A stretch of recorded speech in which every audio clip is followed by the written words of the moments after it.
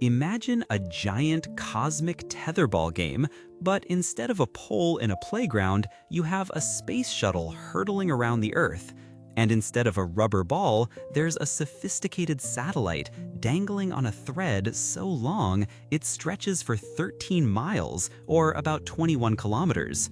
To the average person, this sounds like a child's wild fantasy, or perhaps an utterly nonsensical use of incredibly expensive space hardware. After all, if we can put a satellite into orbit with pinpoint precision, why would we then attach it to a shuttle with a ridiculously long string? But this wasn't a game. It was a deeply ambitious, intensely practical experiment conceived by some of the brightest minds at NASA. Their goal wasn't just to see if they could dangle a satellite, they wanted it to generate electricity. As the shuttle pulled this lengthy tether and its attached satellite through the Earth's magnetic field, the scientists theorized that it would act like a colossal orbital generator, producing green energy from the very motion of its journey.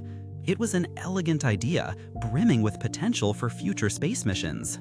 The dream, however, was tethered to a harsh reality, the unforgiving vacuum of space and the sheer difficulty of handling such an immense, delicate structure. There were two attempts. The first, in 1992, involved the space shuttle Atlantis. This was the Shuttle Electrodynamic Tether System, or SEDS experiment. The plan was to deploy a satellite attached to a relatively slender cable. But space, as it often does, had other plans. The team managed to release only about 800 feet of the cable, a mere fraction of the planned distance, before the deployment mechanism jammed. The tether remained stubbornly coiled, denying the experiment its full potential. While not a complete failure, it certainly wasn't the sweeping success scientists had hoped for. It was a frustrating yet invaluable first lesson in the complexities of orbital tether deployment. 4 years later, in 1996, they tried again. This time, the Space Shuttle Columbia carried the hopes of the experiment. This was the Tethered Satellite System 1R, or TSS-1R. Everything was meticulously planned, every possible contingency considered. Slowly, painstakingly, the deployment began. Engineers on Earth held their breath as the miles of cable spooled out into the inky blackness, a thin thread connecting the mighty shuttle to its distant companion. Mile after mile, the cable stretched further. The numbers on the telemetry screens climbed, exceeding the previous attempt, then far surpassing it. 12 miles, 12.1, 12.2 miles. This was it. They were nearly at the full 13-mile deployment. It was an incredible sight, a testament to human ingenuity and perseverance. The system was working. The tether was taut, a visible line against the stars, glowing faintly as it moved through the Earth's atmosphere. And then, without warning, the thread snapped. In an instant, the meticulously planned experiment turned into something far more dramatic. The tether, under immense tension, ruptured. The end of the snapped cable, still attached to the Columbia, recoiled like a whip, glowing intensely as it short-circuited and vaporized in the upper atmosphere. The satellite, suddenly free, was slingshot away, its momentum flinging it from a controlled orbit and effectively launching it into deep space, a rogue object cast adrift in the cosmic ocean. It was a devastating moment for the team, a spectacular, albeit unintended, end to a multi-year effort. On the surface, it looked like a catastrophic failure, a satellite lost, an experiment cut short. But the reality was far more nuanced, and in some ways, far more triumphant. That tether cable, the one that snapped, was only 2.54 millimeters thick. That's just 1/10 of an inch.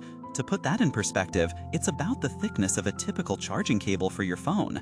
And yet, this seemingly fragile thread, for all its brevity in the face of the colossal forces it encountered, had done incredibly well. More importantly, during those precious moments when it was almost fully deployed, the system had been generating electricity. According to NASA's own reports, it generated a significant amount, about 3,500 volts and 0.5 amps. It was a proof of concept, a demonstration that the theoretical principles held true in the harsh reality of space. So, while the project didn't achieve its full deployment, and the satellite ended up on a one-way trip to the cosmos, the experiment was far from a total loss. It wasn't a failure of the concept, but rather a profound lesson in the engineering challenges of operating at such an extreme scale. It showed that it is indeed possible to generate clean, green energy in space, potentially even during the very act of a satellite's launch or deployment.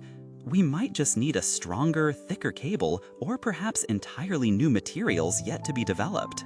The story of extreme tetherball is a quintessential example of scientific exploration. It's about audacious ideas, pushing the boundaries of what seems possible, and learning just as much, if not more, from the unexpected outcomes as from the planned successes. It reminds us that even when our grand designs don't go exactly as planned, the knowledge gained, the data collected, and the sheer audacity of the attempt can pave the way for future breakthroughs.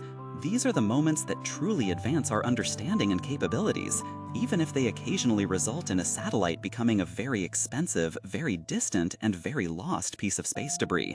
What are your thoughts on projects like this, where the path to discovery is paved with spectacular challenges and unexpected outcomes? Do you believe these kinds of bold experimental endeavors are essential for our progress, regardless of their immediate results? Share your perspective in the comments below. And if you enjoyed this journey into the surprising history of space exploration, consider subscribing or following for more stories that illustrate the wonder and occasional wildness of science.